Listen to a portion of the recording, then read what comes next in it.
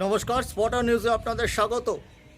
এই মুহূর্তে মোহনবাগান দিবস সম্পর্কে সবচেয়ে বড় খবর হলো বলিউডের কোনো তারকা পারফর্ম করছেন না। একেবারে বাংলা শিল্পীদের নিয়ে হবে অনুষ্ঠান। নেতাজি ইন্ডোর স্টেডিয়ামে আগামী 29শে জুলাই প্রাক্তনদের ম্যাচের পর 6টায় শুরু হবে সেই অনুষ্ঠান চলবে 4 ঘন্টা। মোহনবাগান রত্ন হিসেবে টুটু বসুর নাম ঘোষণা করা হয়েছে। বিভিন্ন ক্যাটাগরিতে মোহনবাগানের ফুটবলাররা কে কী পুরস্কার পাবেন সেটা আগামীকাল কর্মসমিতির বৈঠকের পর ঘোষণা করা হবে। কর্মসমিতির বৈঠকটি 5টার সময় মোহনবাগান তাঁবুতে রয়েছে। কিন্তু কে পারফর্ম করছেন বাংলার বিশিষ্ট গায়িকা ইমন চক্রবর্তী এবং সেই সঙ্গে সৌরেন্দু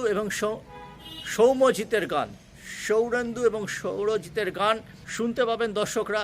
নেতাজি ইন্ডোর স্টেডিয়ামে এই অনুষ্ঠানের জন্য প্রস্তুতি শুরু হয়ে গেছে।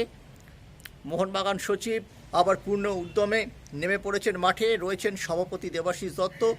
সব মিলিয়ে টিম মোহনবাগানের এই অনুষ্ঠানের দিকে চোখ থাকবে শুধু মোহনবাগান অনুরাগীদের নয়, ফুটবল অনুরাগীদেরও। টুটুবাবু এই অনুষ্ঠানে বক্তব্য রাখার জন্য আধ ঘন্টা সময় চেয়েছেন কর্মসমিতির কাছে। একটু আবেগতাড়িত টুটুবাবু এই পুরস্কার পেয়ে, সেটা আমরা দক্ষিণেশ্বরের একটা অনুষ্ঠানে আমরা দেখেছিলাম। সেই জন্য তিনি অনেক কিছু বলবেন সেদিকেও নজর থাকবে আমাদের।